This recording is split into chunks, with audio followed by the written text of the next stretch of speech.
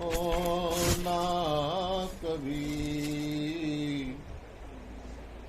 मंजिले मकसूद पर जो सुन लो ये है अभी।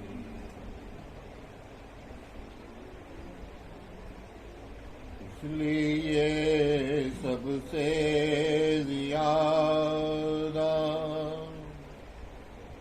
मुझको तुम पर नाज है, नाम रोशन तू करेगा। यह मेरी आवाज़ है, नाम रोशन तू करेगा। यह मेरी आवाज़ है। गाना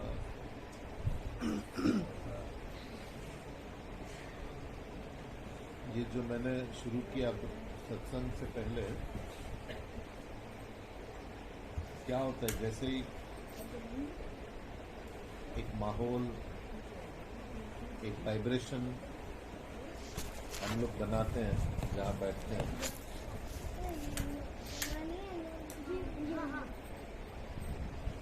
तो उससे क्या होता है कि जो सिर्फ बात करते हैं उसका असर नहीं होता है। वातावरण जो है जिसमें हम बैठते हैं उसका बहुत असर पड़ता है जहाँ पे आप बैठे हो।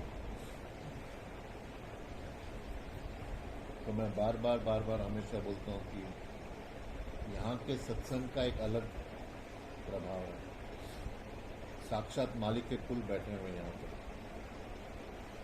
पे बैठ के उन्होंने सत्संग कराया, तपस्या की है। इस जगह का एक अलग प्रभाव है।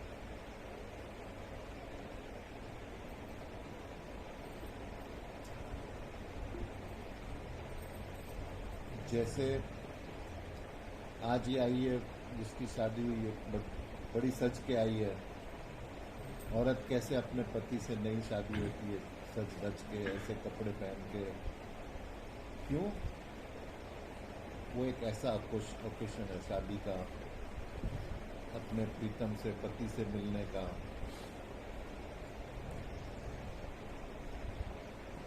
वैसे ही जब हम मालिक से जुड़ने जाते हैं और हम जब मालिक के दरबार में पेश होने जाते हैं, ऐसा आपको समझना चाहिए कि सत्संग में जब हम बैठे हैं, हम लोग मालिक के दरबार, साक्षात मालिक के दरबार में पेश हो रहे हैं। तो हमने क्या ड्रेस पहनना है? वो जो है हमारा मानसिक वस्त्र, वो भावना, वो नम्रता, वो दीनता, कि जैसे आपको जो है सत्संग का पूरा प्रभाव आपके अंदर जाए। और फिर सबसे पहले मुझे अपने आप को देखना है कि मैं क्या सत्संग करा रहा हूँ, क्यों सत्संग करा रहा हूँ। क्या से ज्यादा क्यों का प्रभाव है कि क्यों सत्संग कराया जाता है।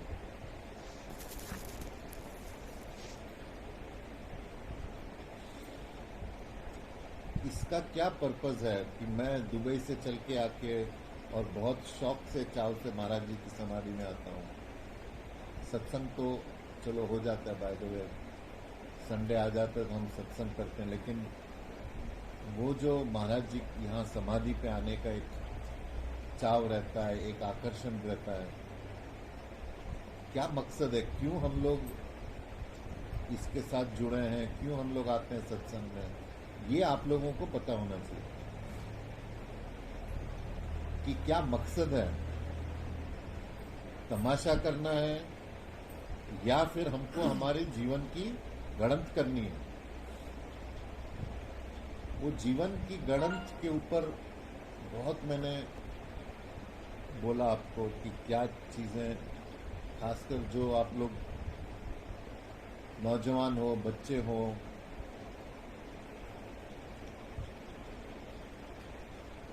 अगर आपका मन काबू में नहीं है, मन गणत नहीं हुआ है, सारा ये जीरो है, यूजलेस। मन को अगर आप काबू नहीं कर सकते हो, सारा अध्यात्म फिर छोड़ दो आप ये सब। अगर आप अपने मन के बहाव में बहना चाहते हो, अगर आप अपनी वासनाओं, गलत वासनाओं में बहना चाहते हो, अगर आप अपने मन पे काबू रख के उसको सही दिशा में नहीं ले जाने की इच्छा आप में नहीं है, कोई ज़रूरत नहीं, फिर आप माहौल ख़राब करोगे इधर।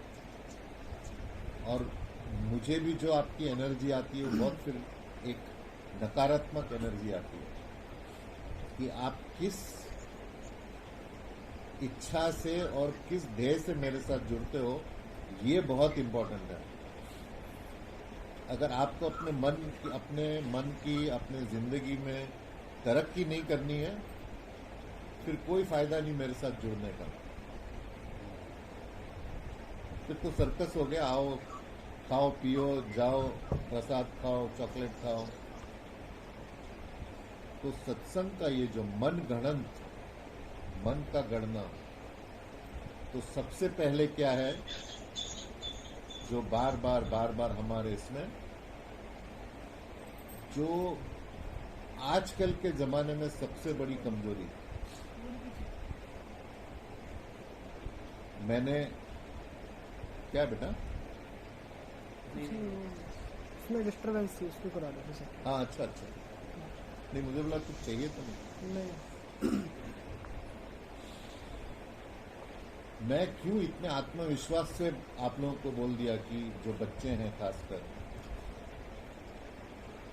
कि अगर गलत विचार आते हैं आप मेरा ध्यान डालो अपने अंदर। एक इतने आत्मविश्वास और इतनी जिम्मेदारी से मैंने बोला आप लोगों को, क्योंकि मुझे यकीन है मेरा मन विकार रहित है अभी बिल्कुल। आप जैसी मेरी फेस लाओगे सामने, आपके अंदर कोई विकार नहीं आएगा। अब काफ़ी मुझे सत्संगी मैसेज भेजते हैं बच्चे, हमारा पढ़ाई में मन नहीं लगता है। कोई ज़रूरत नहीं मुझे पूछने की, मैं आपको अभी परमानेंट एक बात बोलता हूँ, अगर आपका मन में गलत विचार हैं, और भी बोल देता हूँ काम वासना के विचार हैं, आप कभी पढ़ाई में आपका मन नहीं लगेगा। कोई गुरु को पूछने की ज़रूरत नहीं है। ये जो आप लोगों को आजकल इतना बड़ा भारी अट्रैक्शन हो गया इंटरनेट में, ये बॉलीवुड की पिक्चरों में, और इतने गलत इम्प्रेशंस हैं हमारे समाज में, अगर आपने उसी में बहना है, फिर सत्संग क्यों करना आपको? तो चलो जैसे दुनिया चल रही है, अपने रखो ऐसे विचार, एक जो एनिमलिस्टिक जानवरों के जैसे मन है वैसा करो। तो ये बहुत ज़रूरी है आपको अपने मन में एक पर्टिकुलर एज तक, 23 साल तक बिल्कुल ब्रह्मचर्य रखो आप। विचार गलत जगह पे जाना नहीं चाहिए। और कितना आसान सी चीज़ है, आप लगो अपने कामों में, पढ़ाई कर रहे हो। मैंने अभी किसको कहा, सुशीला को बोला मैंने, 15 घंटे 16 घंटा पढ़ाई में लगाओ।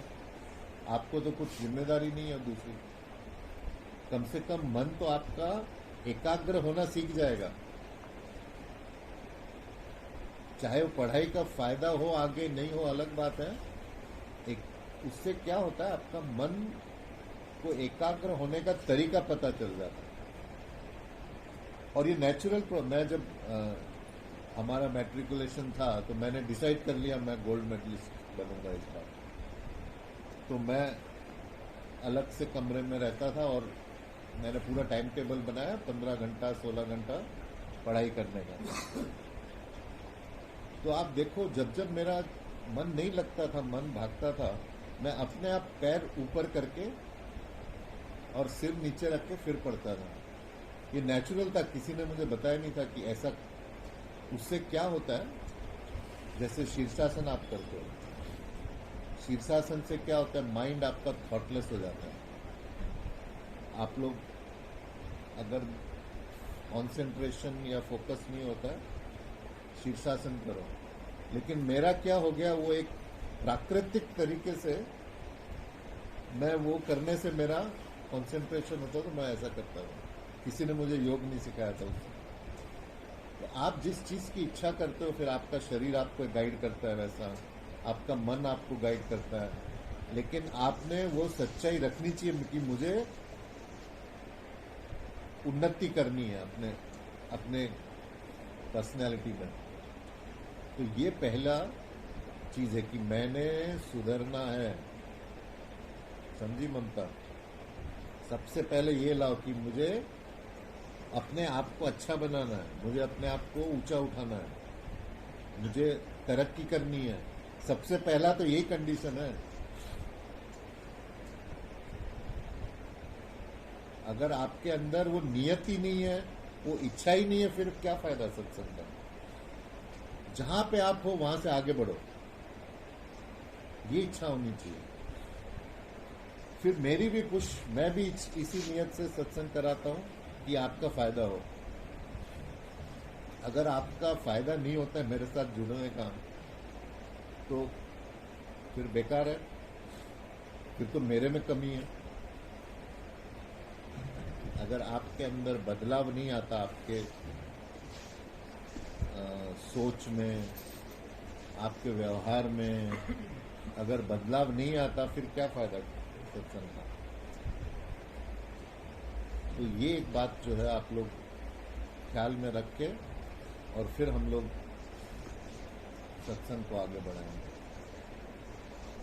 तो ये आज का शब्द है, अरुण रखा तुमने? अरुण गाएगा, ये भरोसा तेरा है। ये दाता दयाल का बहुत ऊंचा शब्द है। इसमें दुनियावी और आध्यात्मिक सारे, जो आज योगेश ने बड़ी अच्छी बात बोली, आप आध्यात्मिक बात बताते हो। अच्छा है, 10 साल की उम्र में इसको आध्यात्मिक मतलब तो पता है। कुछ तो फायदा हुआ मेरे आने का यहाँ पे। हाँ, इनसे पूछा मैंने बच्चों से, क्या सीखा तुमने? तो ये बोलता आप आध्यात्मिक बातें बताते हैं। तो कुछ तो एक तो फायदा हो गया मेरे आने का। बहुत अच्छा। राधा स्वामी। आप लोग सॉरी, आंख बंद करके ये एक एक शब्द पे फोकस करो। ये जो शब्द है दाता दयाल के, एक उसमें शब्द का बहुत गहरा मतलब है। तो आंख बंद करके उस पे फोकस करो आप, जो ये शब्द है भरोसा तेरा। ठीक है? भरोसा तेरा है, तेरी आस मन में लगा रहता हूँ, तेरे सुमिरन भजन में। भरोसा तेरा है, तेरी आस मन में लगा रहता हूँ, तेरे सुमिरन भजन में। भरोसा तेरा, यही है जतन और यही काम मेरा, जपा करता हूँ रात दिन नाम तेरा। यही है जतन और यही काम मेरा, जपा करता हूँ रात दिन नाम तेरा। भरोसा तेरा, तेरी मौज में रह के निस दिन दुखी सुखी हूँ, नहीं भय न चिंता न जग से दुखी हूँ।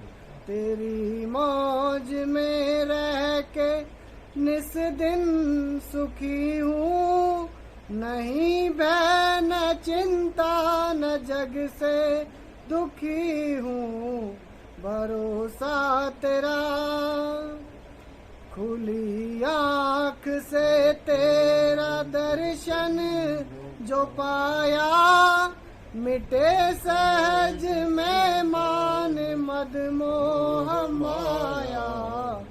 खुली आँख से तेरा दर्शन जो पाया, मिटे सहज में मान मद मोह माया, भरोसा तेरा।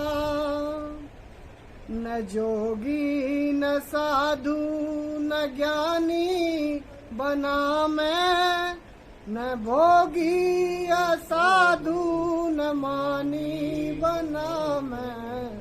न जोगी न साधु न ज्ञानी बना मैं, न भोगी असाधु न मानी बना मैं, भरोसा तेरा।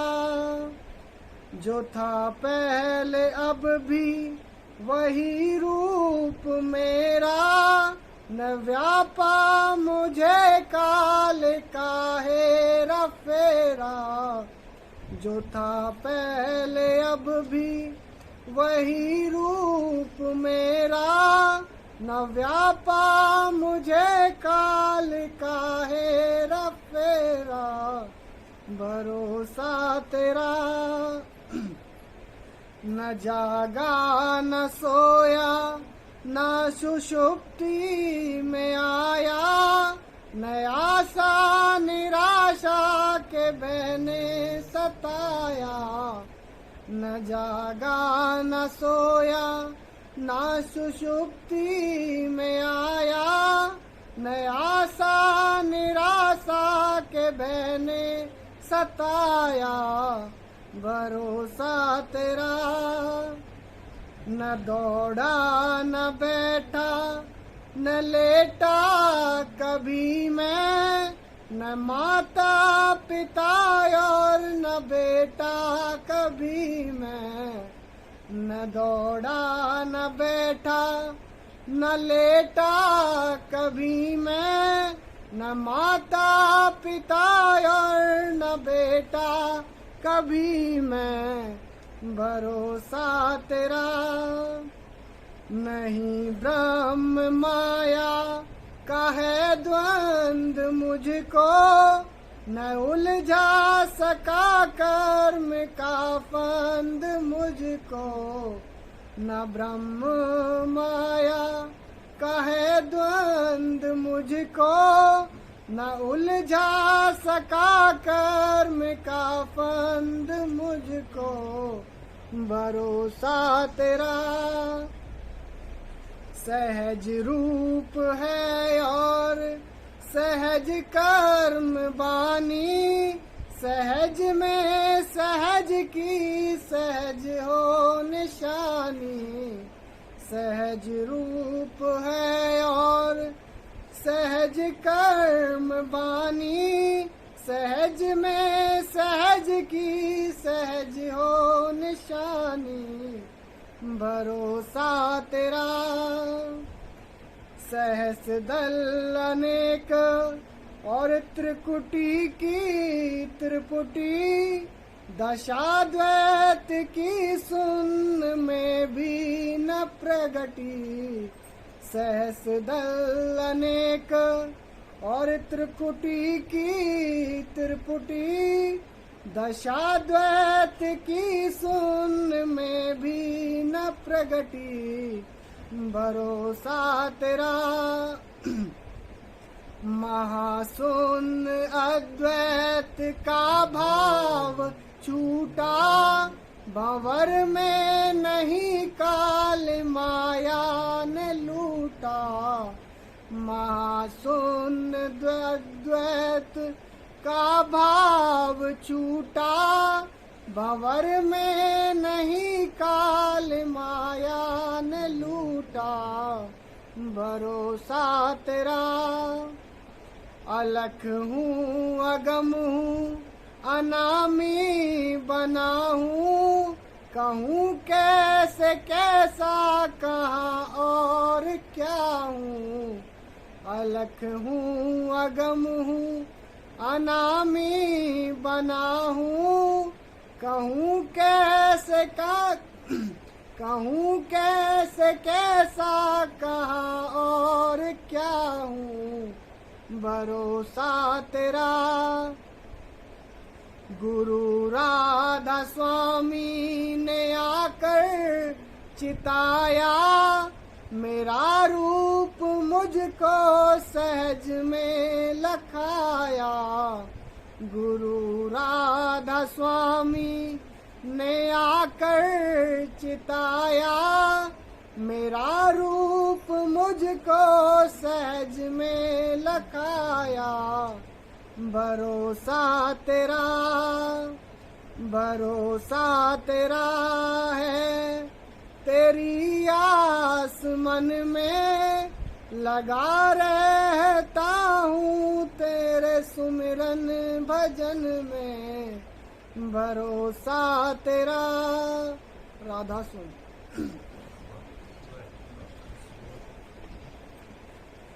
पहला शब्द आप देखो इसमें, भरोसा। इसके जो एक एक शब्द के ऊपर घंटे सत्संग दी जा सकते, ऐसा शब्द दादा दयाल। भरोसा। आप देखो दुनियावी जिंदगी में भी भरोसा कितना काम करता है। पति पत्नी आपस में भरोसा, माँ बेटी आपस में भरोसा, भाई बहन आपस में भरोसा। बेटा कहीं भी हो, जंगलों में जाता है, सारा दिन रहता है, उसको भरोसा है मैं जाऊंगा शाम को अपनी माँ की गोद में, माँ की गोद मेरा इंतजार कर रही है। भरोसा। अब जो है इसमें दाता दयाल बोलते हैं, भरोसा तेरा है, तेरी आस मन में लगा रहता हूँ, तेरे सुमिरन भजन में। यही है जतन और यही काम मेरा, जपा करता हूँ रात दिन नाम तेरा। सुमिरन जो है ये हमने पौने दो बजे शुरू किया था। हाँ अभी 2:15। कब शुरू किया था? 20 मिनट्स हुए अभी। 20 मिनट हुए। 22 मिनट्स। हाँ 40 मिनट। क्यों ये ऐसा शब्द है, इसमें दिन पूरा दिन निकल सकता है, इतना गहरा शब्द है ये, इसलिए मैं टाइम का थोड़ा ये करूँ। भरोसा तेरा है, तेरी आस मन में। भरोसा तेरा है। अब पहले आप ये अपने अंदर ये डिसाइड करो कि जब मैंने कहा कि आपको क्या चाहिए, तो उसी हिसाब से फिर आप भरोसा रखोगे। भरोसा तेरा है। तो अगर आपने दुनियावी जिंदगी में तरक्की करनी है, तब भरोसा अपने आप पे रखो। मैं तेरा, अपने आप के ऊपर भरोसा कि मैं कर सकता हूँ, मैं आगे बढ़ सकता हूँ, मैं पैसे कमा सकता हूँ, मैं नाम से बढ़ सकता हूँ। ये भरोसा आपने अपने आप पे रखना है। जो युवा है, अब सब लोग भरोसा अपने आप पे नहीं रख सकते हैं। विश्वास कौन रख सकता है? मैंने परम दयाल जी महाराज बाबा फकीर के आखिरी सत्संग की सिर्फ एक लाइन सुनी, और दूसरी बात जब मानव दयाल जी महाराज ने 2 चैप्टर अपने किताब के होशियारपुर में भेजे थे मंदिर में, और कोई पढ़ रहा था, बाबा फकीर सुन रहे थे, तो 2 चैप्टर किसी ने पढ़ के बाबा फकीर को सुनाए। जो किताब है सिद्ध सत्पुरुष फकीर बाबा चमत्कारों से परे। तो मैं वहीं बैठा था, कुछ मेरे ख्याल 17-18 साल का था मैं।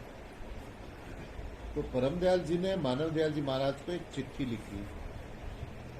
लिखा, शर्मा, मैंने तेरे 2 चैप्टर पढ़े, तबीयत मेरी कहीं की कहीं पहुंच गई। अगर मैं आज भी मर जाऊं तो मुझे दुख नहीं होगा। मुझे पूरा यकीन है कि तेरे जाते पाक से ये शिक्षा फैलेगी फैलेगी फैलेगी। मुझे अभी भी वो वर्ड्स याद है, कितने साल पहले की बात है, मेरे ख्याल 1970। 1996 में ना जी, हाँ। मानव मंदिर में है वो। हाँ लेकिन फैलेगी। हाँ लेकिन ये उन्होंने जो चिट्ठी लिखी थी, मेरे ख्याल 1980 की बात होगी, 1979 या ऐसा। 96 नहीं, ये तो 79 में लिखा, 79 की बात है। मानव दयाल जी ने। मैं तभी 19 साल का होऊंगा, तो 79 की बात है ये। तो जब मैंने ये सुना अपने कानों से कि परम दयाल जी महाराज ऐसा बोल रहे हैं कि मैं आज भी मर जाऊं तो मुझे कोई दुख नहीं होगा। और फिर वो जो उनका आखिरी सत्संग था, उन्होंने मानव दयाल जी से कहा कि एक वक्त आ जाएगा शर्मा, जब मैं और तू का झगड़ा खत्म हो जाएगा और तुम उस आखिरी अवस्था में पहुंच जाओगे जहां पे मैं पहुंचा हूं, लेकिन उससे पहले तुमको मेरा ये काम करना पड़ेगा। इसीलिए मैं बैठा हूं लालच में कि उस आखिरी अवस्था मिलेगी, जरूर मिलेगी। मानव दयाल जी महाराज को तो एक गुरु की गारंटी, मुझे तो 2 गुरु की गारंटी है। तो जब मैंने ये सुना, मैंने फिर डिसाइड कर लिया कि जो है इनके साथ अपनी जिंदगी निभा जाऊं, मानव दयाल जी महाराज के साथ। और देखो, उन्होंने ये बात पकड़ी जो उनके आखिरी वक्त में उन्होंने कहा मुझे कि मैं तुझे भी ले जाऊंगा अपने साथ। जब मैंने उनसे कहा कि महाराज अब तो आप पहुंच गए, वो जो आखिरी सत्संग में आपको परम दयाल जी ने बोला था, और फिर जब उन्होंने मुझे कहा कि मैं अब गुम अवस्था में हूं और वहां सारी आत्माएं मस्ती में रहती हैं, लेकिन तुझे भी साथ ले जाऊंगा मैं, तो वो जो एक पक्का स्टैम्प पेपर पे गारंटी, तो भरोसा, मुझे यकीन था कि ये मानव दयाल जी महाराज मालिक के रूप है और ये मुझे ले जाएंगे अपने साथ। भरोसा था पूरा। कभी मैंने दुनियावी बात सोची नहीं अपने बारे में। आप देख लो, इस उम्र में मेरे पास कुछ नहीं है, सारे ऐश आराम है, लेकिन न सेविंग है, न घर है, न मकान है, न जमीन है, कुछ नहीं। भरोसा, तो ये भरोसा तेरा है, तेरी आस मन में। मैं बोलता हूं इसके एक एक शब्द पे घंटों बात कर सकते हैं। तेरी आस, तो पहला मैंने आपको बताया भरोसा। आपकी आस क्या है? अगर आप देखा देखी में फंसते हो कि यार वो जा रहा है सत्संग में, कुछ तो बढ़ रहा होगा, चलो मैं भी पीछे पीछे जाऊं। आपको अपने अंदर झांक के देखना है कि मेरी असली आस क्या है। क्या मैं दुनियावी तरक्की चाहता हूं? क्या मैं इंजीनियर सच में बनना चाहता हूं? क्या मैं चार्टर्ड अकाउंटेंट सच में मेरी वो आस है क्या? तो आपने सबसे पहले अपनी आस देखनी, मेरी आस क्या है, और उस हिसाब से मालिक से मांगना है आपको। भरोसा तेरा है, तेरी आस मन में। आप सबको तो मालिक नहीं चाहिए, तो जिसकी आपको आस है, लगा रहता हूं तेरे सुमिरन भजन में। ये तो दाता दयाल मालिक के लिए बोल रहे हैं, लेकिन आप इसको अपने दुनियावी जिंदगी के हिसाब से भी देखो। जो आपकी आस है उसका आपने सुमिरन और भजन करना है। तो समझो आपको अच्छा इंजीनियर बनना है, तो आप जुड़ोगे, इंजीनियर गुरु पकड़ोगे आप, फिर सारा दिन उसी का सुमिरन करोगे। फिर क्या होगा, आपके सपने में भी वही आएगा। मैं आपको बताया शतरंज का मैं चैंपियन था, हमारे स्कूल का, कॉलेज का, और चैंपियनशिप में मैं शतरंज में पार्टिसिपेट करता था। एक दिन ऐसा आ गया, सारी रात मुझे शतरंज की चालें, क्योंकि शतरंज ऐसी चीज है ना कि आपको फोकस करना पड़ता है, मन में ये जाना, तो सारी रात वो गेम चलती रहती थी सपने में। लगा रहता हूँ तेरे सुमिरन भजन में, यही है जतन और यही काम मेरा, जपा करता हूँ रात दिन नाम तेरा। तो ये तो हो गया आपका दुनियावी। अब जैसे जो मेरे जैसे हैं बड़े बुजुर्ग आध्यात्मिक, अपने जो जिंदगी का काम करते करते आपको एक मिनट भी मिले, अभी जैसे मैं बैठा हूं 5 मिनट का टाइम है, कुछ नहीं है, वो 5 मिनट भी आपको बेकार नहीं छोड़ना है। जपो नाम सुमिरन, राधा स्वामी, जो भी आप नाम जपते हो वो जपो अंदर। खाली टाइम है, कुछ बैठे हो कर नहीं रहे हो, जुड़ो। ये जो आप सुमिरन करोगे ये क्या करता है, एक अंदर ऊर्जा पैदा करेगा आपको, एक अंदर वाइब्रेशन आएगी आपको। इसीलिए जब नाम जपते हो, नाम का मतलब मालूम होना चाहिए, इस नाम का क्या मतलब है। तो अगर आप राधा स्वामी बोलते हो तो अपने आप को समझो राधा, और मैं जा रहा हूं मिलने स्वामी से। ये अपने अंदर, अपने अचेतन मन में ये भरो कि मुझे मिलना है मेरे स्वामी से, मिलना है, मिलना है, मिलना है। लगा रहता हूं तेरे सुमिरन भजन में, यही है जतन और यही काम मेरा, जपा करता हूं रात दिन नाम तेरा।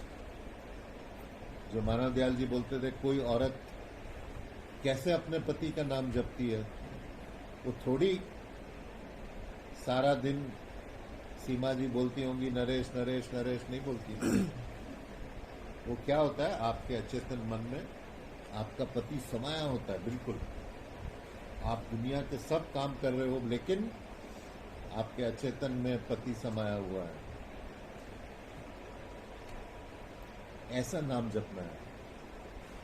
कि 24 घंटा तो आप नाम नहीं जप सकते, आपने दुनिया के भी काम करने हैं, लेकिन अपने सबकॉन्शियस अचेतन मन में बिठा दो उस मालिक को, मैं उसका वो मेरा, और मालिक से मालिक को मांगो। ये जो है हमारी इस उम्र में, ऐसा हमारा एक दृढ़ यकीन होना चाहिए, वो हमारा है, मैं उसका हूं। अब उसके पास जाने के लिए क्या आपको क्वालिफिकेशन चाहिए? मानव दयाल जी के आखिरी शब्द जो फोन में उन्होंने कहा था, वो जब भी फोन करते थे आखिर में बोलते थे, अच्छा आ जाना मिलने मेरे से, और फोन रखते थे फिर। तो जो आखिरी फोन कॉल था उनका, मुझे बोले तुम वीजा लेके आ जाना।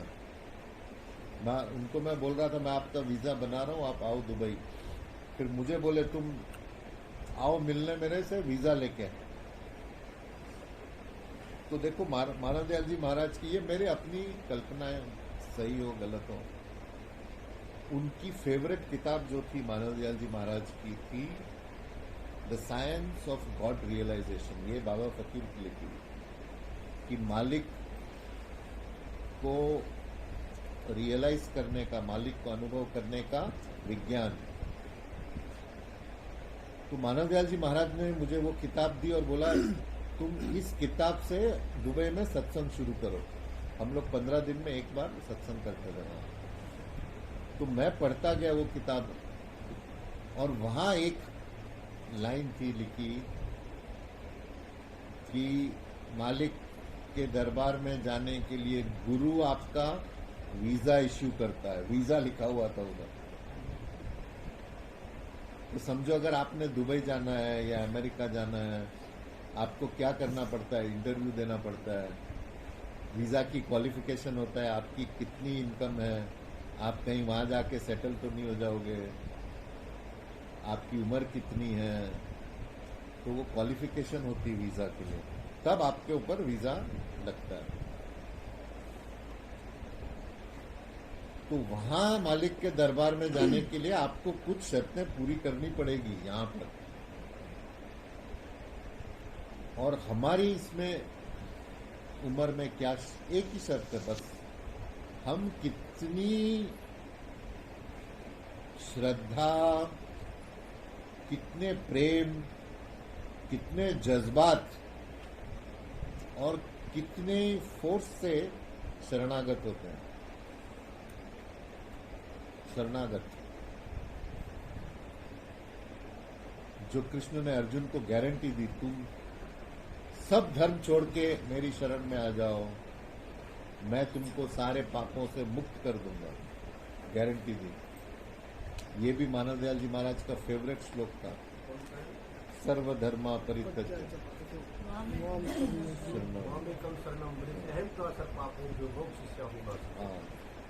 ये उनका फेवरेट श्लोक था। लेकिन आपके लिए अभी नहीं है, आपने काम करना है। शरणागति ये हो गया कि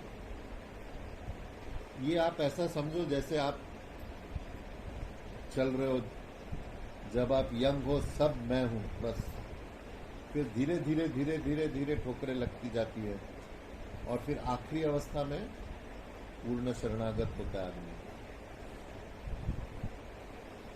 लेकिन ये शरणागत कमजोरी वाला शरणागत नहीं है, ये शरणागत शक्ति रखता है, जबरदस्त शक्ति।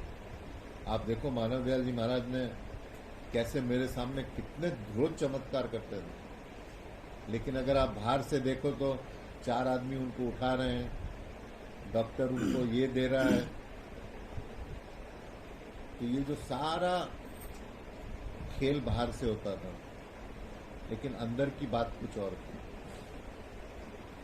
तो सुमिरन, अगला शब्द है तेरी मौज में रह के निस्दिन सुखी हूँ, नहीं भय न चिंता न जग से दुखी हूँ। ये मेरा फेवरेट शब्द है इसमें। आप देखो हमारी सारी प्रॉब्लम्स क्या है, भय और चिंता। क्यों हम भय क्यों आता है? आप देखो कभी बैठे बैठे, ये मैं अपनी भी बात बताता हूँ, जो शब्दानंद जी महाराज ने मुझे संत सदगुरु वक्त बोला है, मतलब ये सारे वक्त की जो कमजोरियां हैं वो है मेरे में। जो मैं आप लोगों को बोलता हूँ, ये एक्सपीरियंस से बोलता हूँ, मैं जो आपको बोलता हूँ मत पढ़ो ये सब बॉलीवुड चक्कर, ये गलत वासनाओं में, मेरे अनुभव है ना, क्योंकि मैंने वो अनुभव किया, इसलिए मैं चाहता नहीं हूँ आप लोग अपनी शक्ति जाया करो और अपने विचार वेस्ट करो उधर। भय और चिंता क्यों आती है? इतना आध्यात्मिक होने के बाद भी मैं जब बचपन में ये था, हाय ये नहीं हो जाए, हाय वो नहीं हो जाए, ये क्यों आता है अपने माइंड में? क्योंकि भरोसा नहीं है। आप जितना चिंता करते हो इसका मतलब उतना कम आपको भरोसा है। कौन सी आफत है जो टाले नहीं टलती कभी, नाम को हथियार जानो तुम नहीं अनजान हो।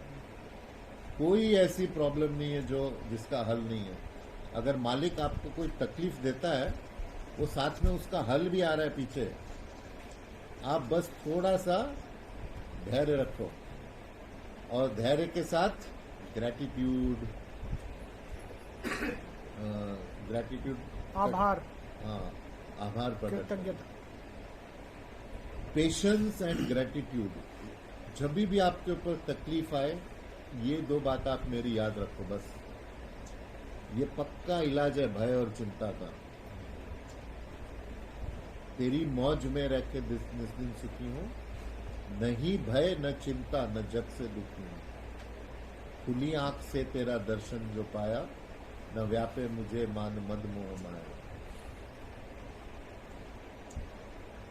तो ये जो है भरोसा की कमी के कारण हम में भय और चिंता आती है। दूसरा कारण भय और चिंता आने का, मैं बार बार वही बात पे आता हूं क्योंकि बाबा फकीर इस पे बहुत स्ट्रेस देते थे। ब्रह्मचर्य के कमी के कारण चिंता आती है। अगर कोई सही तरह से ब्रह्मचारी है उसको चिंता आएगी नहीं बिल्कुल, क्योंकि सारा अंदर ही है ना। एक आदमी करोड़ों अरबों रुपए लग के भी चिंता में रहता है, एक फकीर खाली हाथ रह के मेरे जैसा निश्चिंत रहता है। तो मन के अंदर के अवस्था है ना चिंता, तो बाहर का लेना देना कुछ नहीं है। तो घूम फिर के बात वहीं पे आती है, आप अपने शक्ति को स्टोर करके रखो। तेरी मौज में रह के निस्दिन सुखी हूं, नहीं भय न चिंता न जग से दुखी हूं। तो भरोसा रखने से क्या होगा, ये जो आपने सोचना कि हाय ये न हो जाए, हाय ये न हो जाए, हाय ये न हो जाए, वो रुक जाएगा। तेरी मौज में, हाँ। और दूसरा जो मैंने शब्द था वो मैं सोच रहा था कि कौन सी आफत है जो टाले नहीं टलती कभी। ये दाता दयाल का दूसरा शब्द है, बहुत अच्छा शब्द है। नाम को हथियार जानो तुम नहीं अनजानो। आप ऐसी कोई चिंता नहीं है, कोई प्रॉब्लम नहीं है, मेरे ऊपर ऐसी ऐसी चिंता है। मेरी चिंताएं तो करोड़ों वाली थी, आप लोगों की तो कुछ हजार। मैं सुनता हूँ आप लोगों की बातें, ये तो कुछ 20,000, 25,000, 20 लाख, 25 लाख की। मेरी तो करोड़ों रुपए वाली चिंताएं होती थी। मैं सोचता था ये कभी पूरी नहीं होगी, होती थी लेकिन अपने आप सोल्यूशन आता था। जितना आप होनहार स्टूडेंट हो उतना टफ पेपर आएगा आपको। लोग बोलते ना हम इतने अच्छे हैं, क्यों हम लोग सफर को क्या बोलते हैं, सफर संघर्ष नहीं, क्यों हम सहन लोग- कष्ट हाँ? भोग रहे हैं, हाँ, भोगना। कष्ट क्यों भोगते हैं, हम लोग इतने अच्छे हैं, क्यों हमको मालिक कष्ट देता है। तो जितना आप तगड़े स्टूडेंट हो, मालिक उतनी तगड़ी परीक्षा देगा आपको। तो ये मेरा एक दूसरा बहुत ही अच्छा अनुभव रहा है। कोई ऐसी प्रॉब्लम नहीं है जिसका हल नहीं है।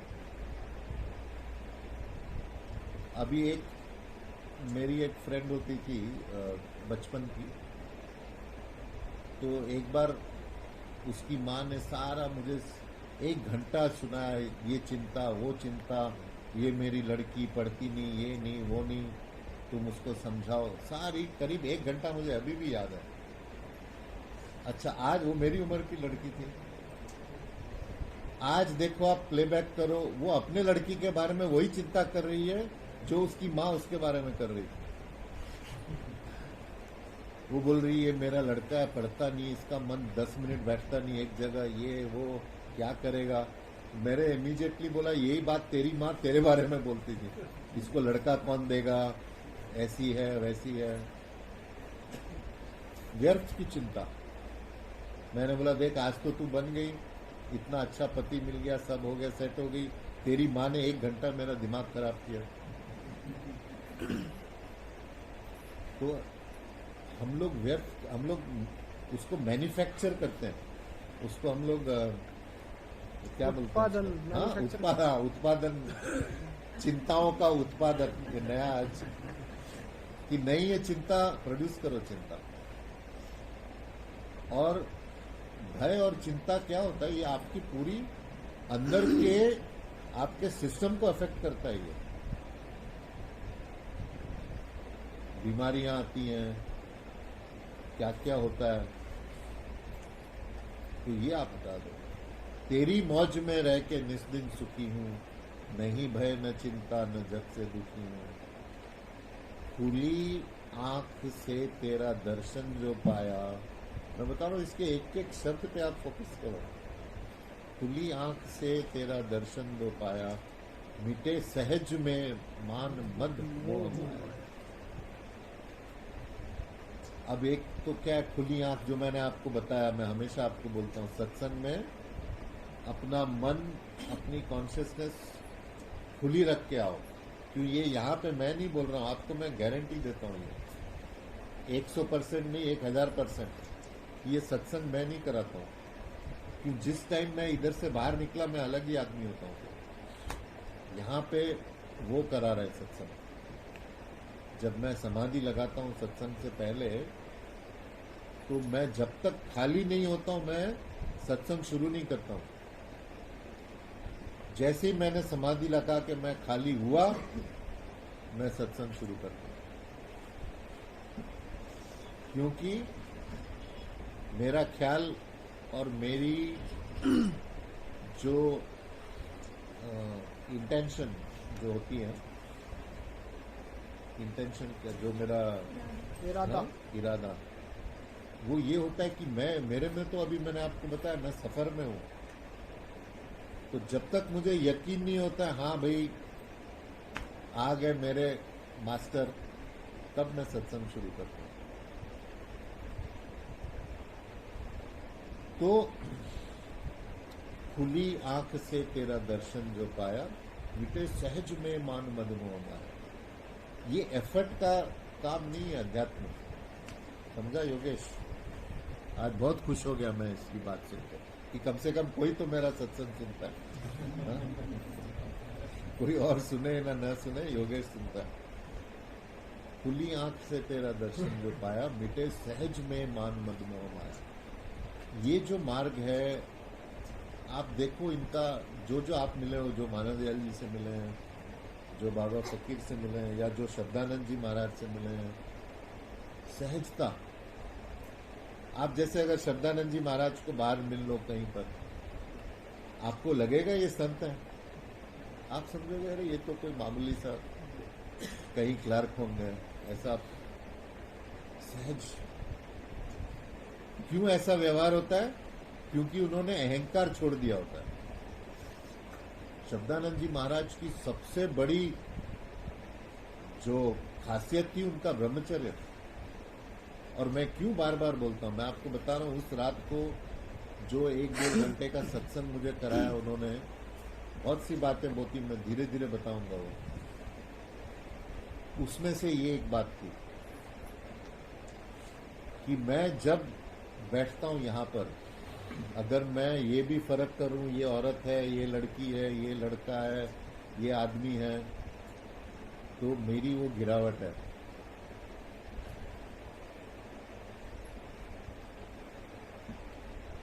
ये एक बात उन्होंने मुझे उस रात को बोली थी कि अगर तुम ने करना है तो ये करना है। नहीं, आज्ञा तो दे दी थी उन्होंने, लेकिन जो डायरेक्शन दिए थे उन्होंने, ये जो पॉइंट्स बताए थे क्या काम करने हैं, वो भी मैं धीरे धीरे जब टाइम आएगा तो आपको, जैसे ही वो काम शुरू होंगे तब बताऊंगा मैं आपको।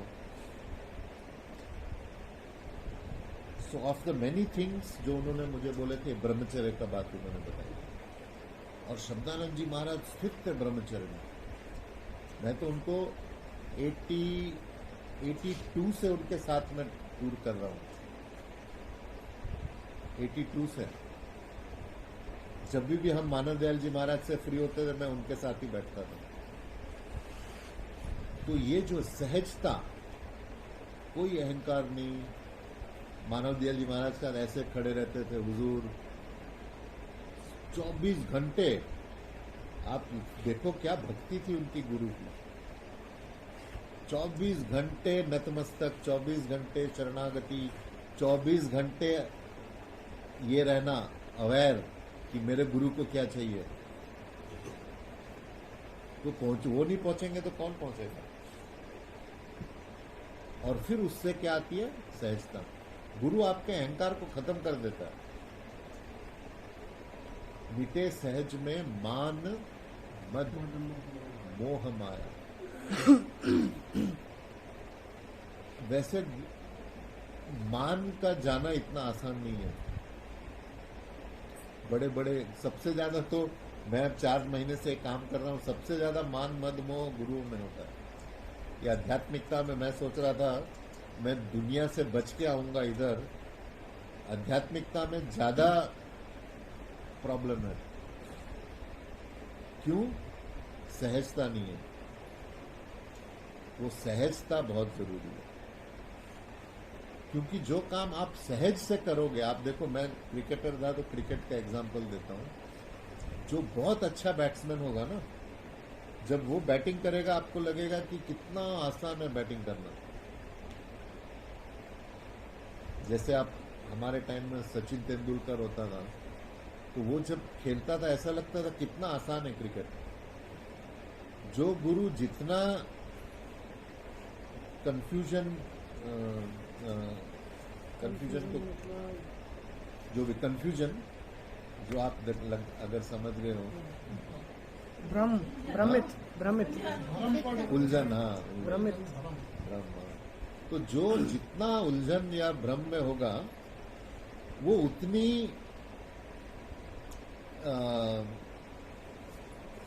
टफ भाषा में बात करेगा। टफ भाषा मतलब उतना कॉम्प्लिकेटेड, जटिल। हाँ जटिल। वो जब बात करेगा लिखेगा उतना कॉम्प्लिकेटेड होगा वो, क्योंकि उसके खुद के समझ में बात नहीं आएगी। लेकिन जो मास्टर होता है, मास्टर बहुत सिंपल वर्ड्स और सिंपल बिहेवियर से करता है काम। सिंपल बिहेवियर ज्यादा इंपॉर्टेंट है कि व्यवहार गुरु का, उसमें एक सिंप्लिसिटी होनी चाहिए, एक साधारण जैसा। आप देखो मानव दयाल जी महाराज को बिल्कुल नहीं अच्छा लगता। आप इनकी ड्रेस कोड देख लो, चलो बाबा फकीर क्या पहनते थे, मानव दयाल जी महाराज क्या पहनते थे, श्रद्धानंद जी महाराज क्या पहनते थे।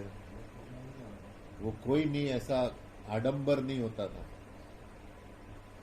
तो ये है दूसरा, मिटे सहज में मान मद मोह माया। और 10 मिनट में बंद कर देंगे। न जोगी न साधु न ज्ञानी बना मैं, न भोगी असाधु न मानी बना मैं। जो था पहले अब भी वही रूप मेरा, न व्यापा मुझे काल का हेरा फेरा। न जागा न सोया न सुषुप्ति में आया, न आशा निराशा के बहने सताया। न दौड़ा न बैठा न लेटा कभी मैं, न माता पिता न बेटा कभी मैं। ये आध्यात्मिकता का है। देखो कि जो बनता है वो बिगड़ता है। ये भी मैं हमेशा बच्चों का अलग करता हूँ। ये आध्यात्मिकता का दाता दयाल लिख रहे हैं कि जब आप कुछ बनोगे तो बिगड़ोगे। क्यों ऐसा होता है? क्यों कुदरत ऐसा करती है? मालिक कुदरत जो है वो हमारी माँ है। हर माँ चाहती है मेरा बच्चा जल्दी से जल्दी मेरे गोद में आ जाए। तो वो क्या करती है कुदरत? कुदरत आपको दुख देती है, कुदरत आपको दर्द देती है, कुदरत आपको तकलीफ देती है। अगर आपके ऊपर ये सारी चीजें आए, बोलो या खुदा तेरी मेहरबानी, मैं आ रहा हूं। क्योंकि जो आप, मैंने ये देखा जब मैं क्यों ये सारे शब्दों के एक एक जो दाता दयाल के शब्द थे, उसके मैंने एक एक जो वर्ड होता है वो वर्ड के अंदर कब घुसना शुरू किया, जब दुनिया की ठोकरें खानी मैंने शुरू की। बोलते हैं जब आप खुश होते हो ना तब आप म्यूजिक सुनते हो, जब आप तकलीफ में आते हो तब आप उस गाने के शब्द सुनते हो।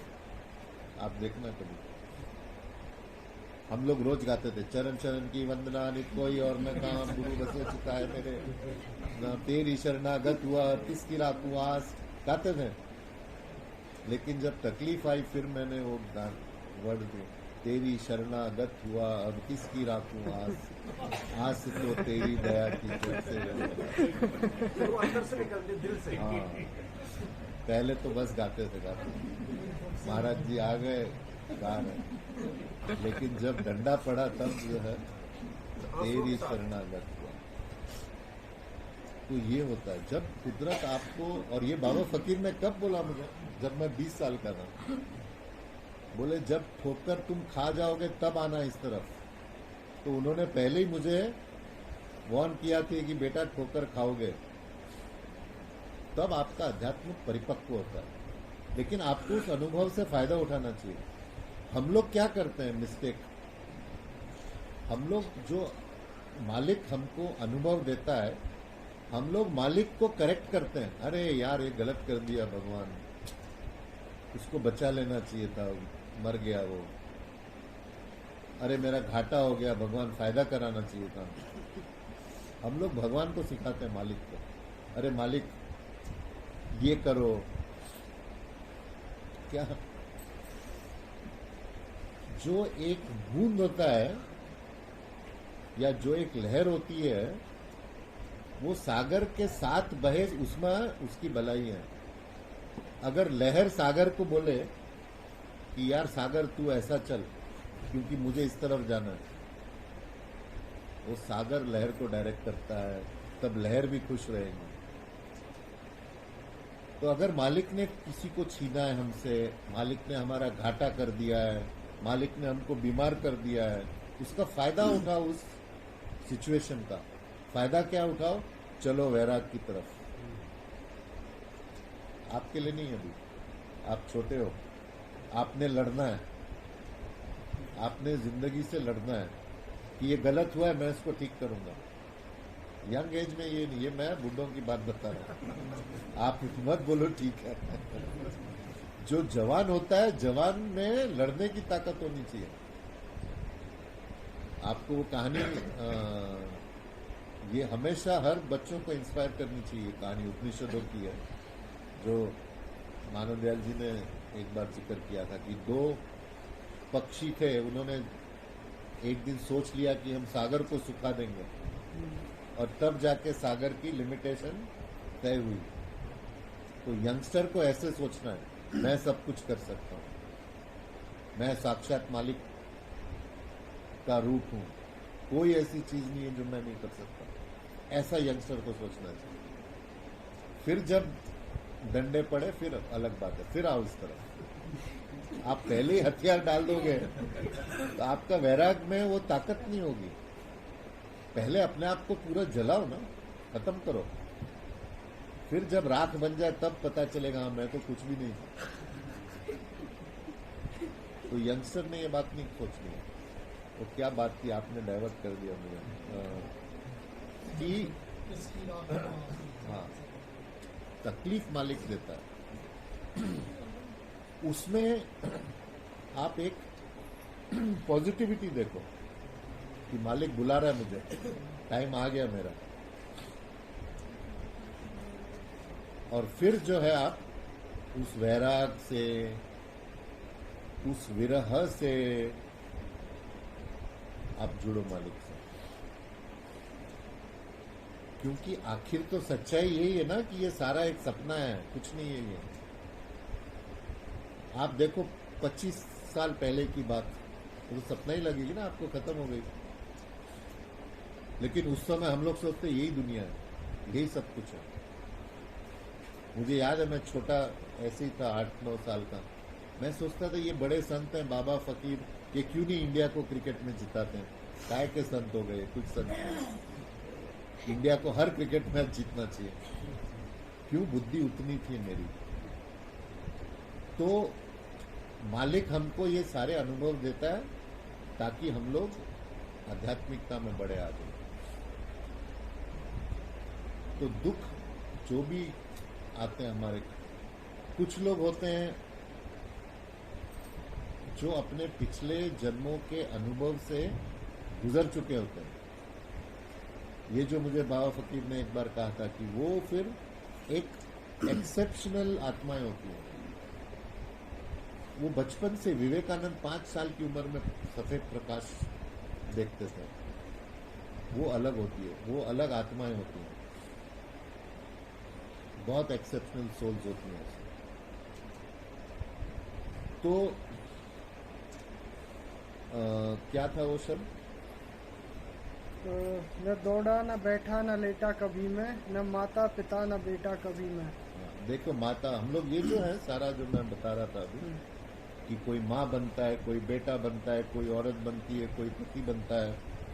आप देखो अलग बैठ के सारा ड्रामा है ये, और एक दिन ये खत्म होना है। इस बात को हमेशा ख्याल रखना, इसका सुमिरन कि हम लोग यहाँ पे टेम्पररी आए हुए हैं, तो ये जो भी कुछ अभी हो रहा है ये कुछ टाइम के लिए है, मेरी तकलीफ है कुछ टाइम के लिए। हर दुख, अगर आप सुख चाहते हो और आप सुख में मजे ले रहे हो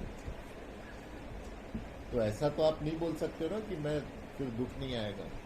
अगर आप पहाड़ी पे हो तो साथ में वो वैली को क्या बोलते हैं, घाटी। हाँ खाई, हाँ खाई किसने बोला, अनामी ने, हाँ अनामी ने बोला। और बच्चे हमारे ज्यादा स्मार्ट हैं। तो जो आप अगर उस पे जाते हो शिखर पे, तो आपको खाई के लिए भी तैयार रहना है। अगर आपने खाई में नहीं जाना है तो शिखर की मत सोचो। ये क्या है, ये दुनिया का अरेंजमेंट है। न माता पिता और न बेटा कभी नहीं। मुझे याद है परमदयाल जी ने मेरी माँ को सत्संग कराया था स्पेशल। होशियारपुर में मेरी माँ गई थी तो कुछ और भी लोग आए थे हैदराबाद से, इधर उधर से। तो उन्होंने सत्संग में कहा, निर्मला तू सत्संग के लिए आई है, ये बाकी सब तमाशा देखने आए हैं। ये परमदयाल जी ने सत्संग में, तो मैं तुझे सत्संग कराता हूँ। कोई बाप नहीं, कोई पति नहीं, कोई बेटा नहीं, कोई चाचा नहीं, कोई बेटी नहीं, कोई दामाद नहीं। ये उन्होंने मेरी माँ को सत्संग कराया। ये नहीं कि है नहीं कुछ, वो नहीं, लेकिन इन ट्रूथ, सच्चाई में वो एक अपीयरेंस है। जैसे बर्फ होती है, बर्फ है, ठंडा भी है, लेकिन आप थोड़ा उसको गर्म करो पानी हो जाता है, थोड़ा गर्म करो वो वेपर हो जाता है। फिर आप उसमें हाइड्रोजन एंड ऑक्सीजन के मॉलिक्यूल्स होते हैं। तो एक सच्चाई नहीं का मतलब कि वो एक टेम्पररी एग्जिस्टेंस है। ये सारा जो हमारा है आडंबर, ये एक टेम्पररी एग्जिस्टेंस है। तो उसमें जितना अच्छी तरह से खेल जाओ वो अच्छा है। तो 3 बज गए हैं, तो हम लोग क्विकली मैं वो आगे का बता देता हूँ कि जो आगे फिर दाता दयाल बोलते हैं वो सारी स्टेजेस बताते हैं।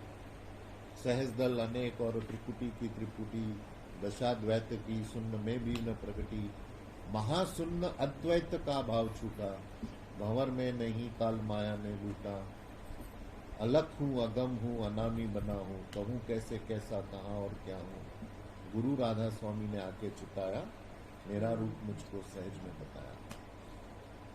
तो दाता दयाल सारे स्टेजेस की बता रहे हैं। सहज दल कंवल होता है, सहज दल कंवल आपकी अनेक इच्छाएं होती है। सहज दल कंवल से आप त्रिकुटी 3 पे पहुंचते हो, ध्यान, ध्याता और ध्येय पे।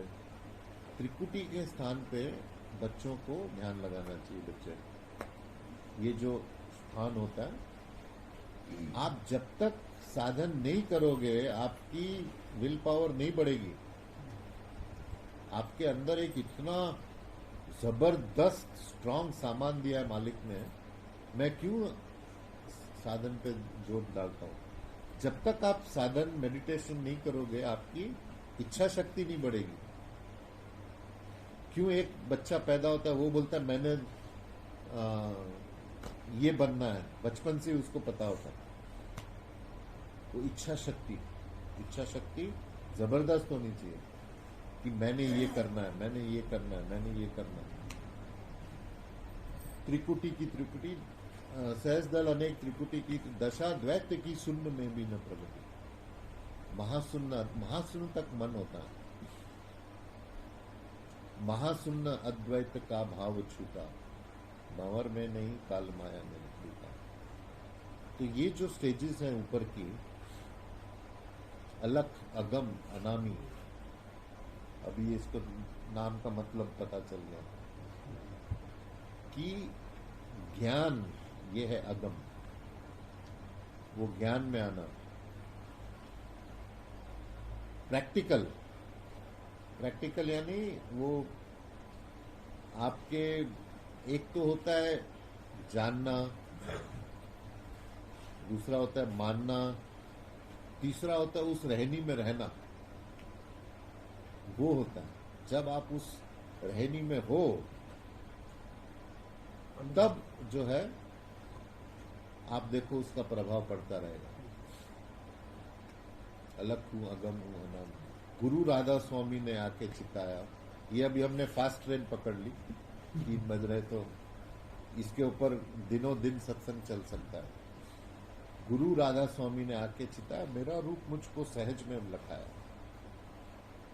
ये जो हमारे गुरुओं की सच्चाई थी, जो मैं भी बार बार मैं दरअसल क्या है, मैं डरता हूं ये एक तरह से कि अगर कोई भी मैं गलत बात बोलूं, वो कर्म मुझे स्टिक हो जाएगा। इसकी सफाई करती रहनी। मैं सोचता हूं कोई गलत बात नहीं निकले मेरे मुंह से, कि क्या है सच्चाई, सब आपके अंदर है। आपको कहीं जाने की जरूरत नहीं है। आप कोशिश तो करके देखो। आप चलो अंदर। आप जैसे जैसे अंदर चलते हो, आप देखोगे आपकी सराउंडिंग चेंज हो रही है, आपकी इच्छाएं पूरी हो रही है। फिर आपको क्यों ये 100 किलो का गुरु चाहिए? कोई जरूरत नहीं है आपको इतना भार उठाने की। आप भूल जाओ मेरा फिजिकल एग्जिस्टेंस। मैं तो निकल गया हूं फिजिकल से, इसका कोई मतलब ही नहीं है। गलत तरीके से मेरे साथ मत जुड़ो। आप मुझे तकलीफ देते हो। जब आप कोई भी एक गलत इच्छा रखते हो मेरे से, मुझे उस वाइब्रेशन का इफेक्ट पड़ता है। अपने ही मन का है, अपने ही मन के विकार होते हैं, अपने ही मन का एक श्रद्धा होती है, अपने ही मन की एक प्यूरिटी होती है।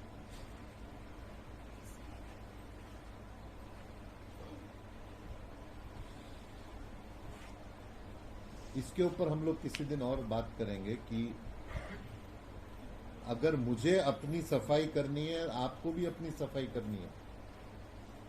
अगर आप अपनी सफाई नहीं करोगे, फिर मुझे धीरे धीरे आपको दूर करना पड़ेगा। क्योंकि जब मैं बोलता हूं, मैं मतलब मेरे पीछे बड़ा मिशन है। ये दाता दयाल का मिशन है, बाबा फकीर का मिशन है। ये संख्या का मिशन नहीं है।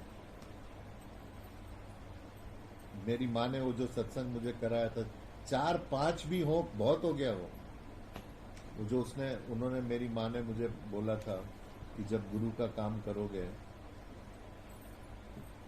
4 या 5 आदमी भी बोले तुमको प्रेमी मिल जाए काफी है जिंदगी के लिए। बाकी कितने आके गए, उन्होंने नाम लिए सबके। दाता दयाल आके गए, गुरु नानक आके गए, बाबा फकीर आके गए। दुनिया तो वैसी की वैसी है। हम सोचते हैं अरे मैं बदल दूंगा दुनिया, मैं कुछ नहीं होता है वो।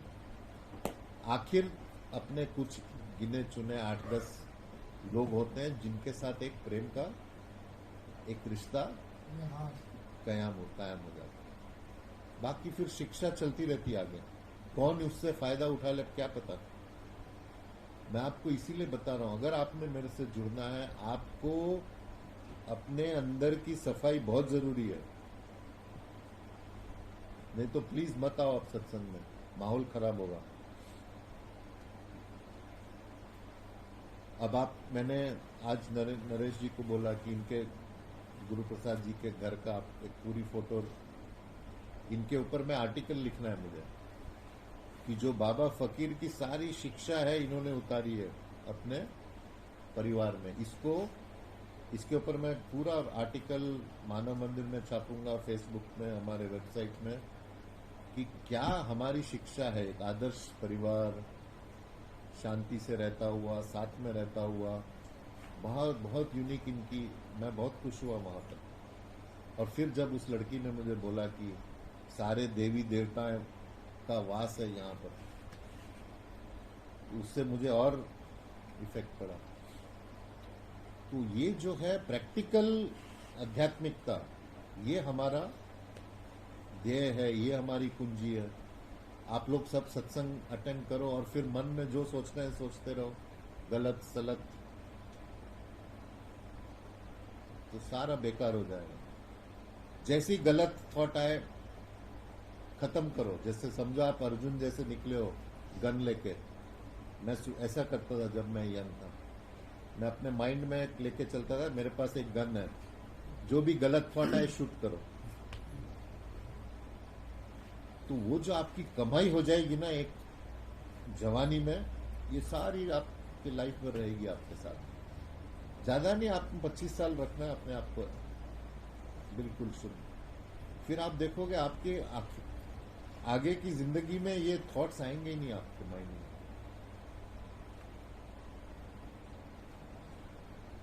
तो ये जो है हम लोग हो गया एक घंटे से ऊपर हो गया आज। फिर हम लोग अगली बार दाता दयाल का यही शब्द, इसके ऊपर बहुत सत्संग हो सकते हैं, उसमें आगे सत्संग करेंगे।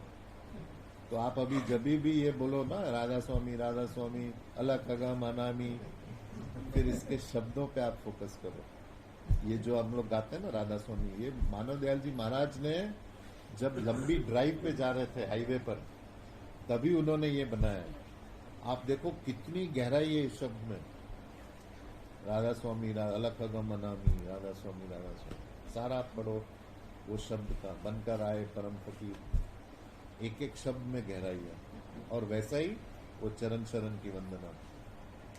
तो अभी आप जब ये दोनों शब्द पढ़ोगे, फोकस करो ये क्या है शब्द, क्योंकि मैं भी ऐसे ही करता था। इसीलिए जब तक डंडा नहीं पड़ा मैं भी यही करता था, चरण शरण की वंदना। तो हम लोग करें शुरू ये राधा स्वामी का जाप। और कैसे? खुली आंख से, बंद आंख से नहीं, खुली आंख से आप राधा स्वामी का जाप करेंगे। स्वामी राधा स्वामी राधा स्वामी रखे अगम और नामी, राधा स्वामी राधा स्वामी राधा स्वामी, संत का रूप धरा, जीवों पर उपकार किया, सीधा सच्चा मार्ग दिया, आए गुरपद धामी,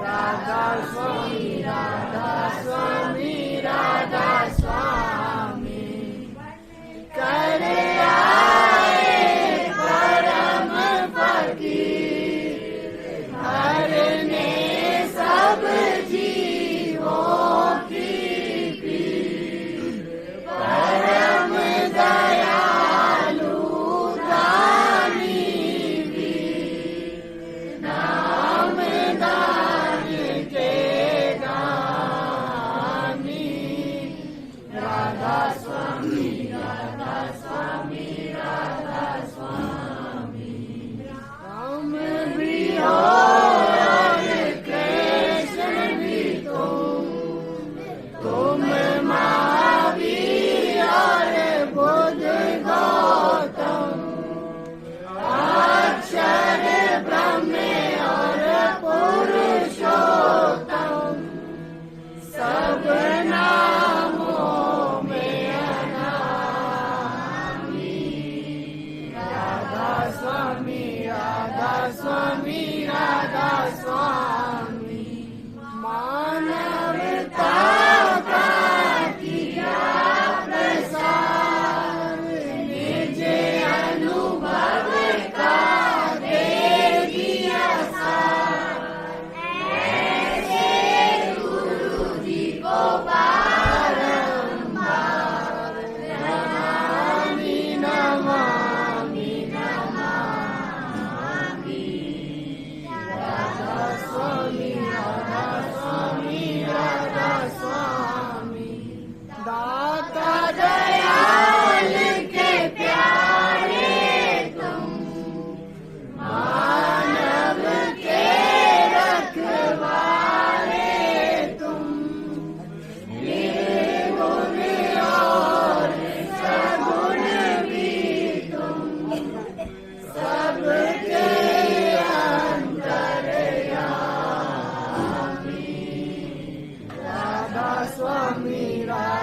स्वामी राधा स्वामी राधा स्वामी राधा स्वामी राधा स्वामी